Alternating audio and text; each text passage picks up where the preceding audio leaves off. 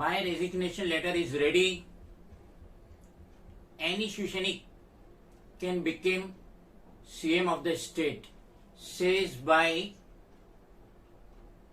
Chief Minister of Maharashtra, Uddhav Balasaheb Thackeray.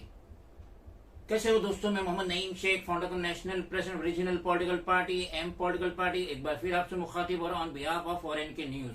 आज 22 जून Wednesday 2022, तो ये बहुत दुखद खबर है। और जस्ट नाउ इंडिया टुडे के लाइव पेज पे ये आया है कि हमारे स्टेट के सीएम दुख भरे लहजे में कह रहे हैं कि मेरा रेजिग्नेशन लेटर तैयार है और कोई भी शिवसैनिक महाराष्ट्र का चीफ मिनिस्टर बन सकता है। तो देखिए क्या नौबत हो गई। पार्टी के एमएलए, रेबल एमएलए जिसको लीड करे एकनाथ शिंदे, इन्होंने शिवसेना पार्टी को पूरी तरीके से तोड़ दिया महज अपनी बेनिफिट के लिए।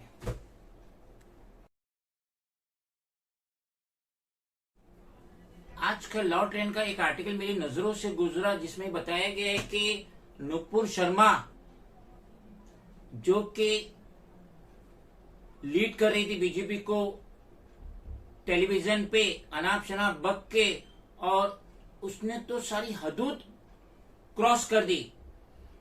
कहते हैं ना चाय से ज्यादा केटली गर्म होती है, तो ये नुपुर शर्मा के साथ कुछ वही हुआ। और इसने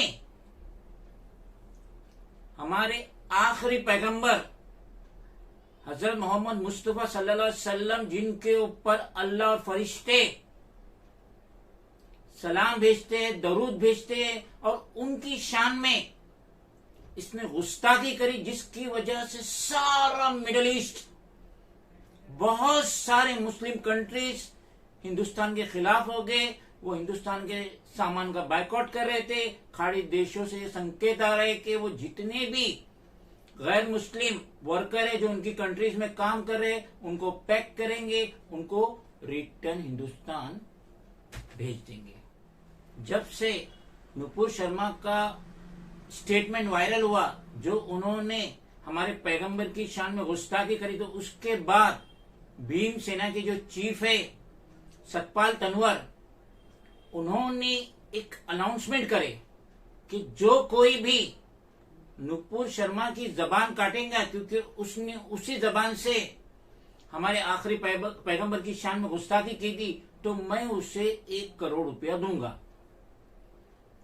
जैसे ही भीम सेना के चीफ का सतपाल तनवर का जैसे ही ये वीडियो वायरल हुआ, 9 जून को उनके खिलाफ एफआईआर रजिस्टर्ड हुए अंडर सेक्शन 504 इंसल्ट, जिसकी मैक्सिमम सजा 2 साल, 506 क्रिमिनल इंटिमिडेशन, जिसकी सजा 2 साल या फाइन या फिर दोनों, 509 इंसल्ट मोडेस्टी ऑफ वुमन, जिसकी सजा 3 साल है। मगर बाद में section 154A IPC which deals with offense of promoting enmity between different religious group was added। तो इस तरीके से 9 जून को भीमसेना के चीफ सतपाल तनवर के खिलाफ एफआईआर रजिस्टर्ड हुई, और उसके बाद जो इन्वेस्टिगेशन ऑफिसर है वो दौड़ने लगा। सतपाल तनवर को अरेस्ट करने के लिए जो एफआईआर रजिस्टर्ड हुई, दौड़ने लगा। वो गुड़गांव गया, सतपाल तनवर की ऑफिस में गया, घर पे गया, मगर उसने कोई नोटिस पेश नहीं की। और सबसे बड़ी बात तो ये है कि उसने जो भीम सेना का चीफ है सतपाल तनवर, उसका तो वीडियो पूरा देखा भी नहीं।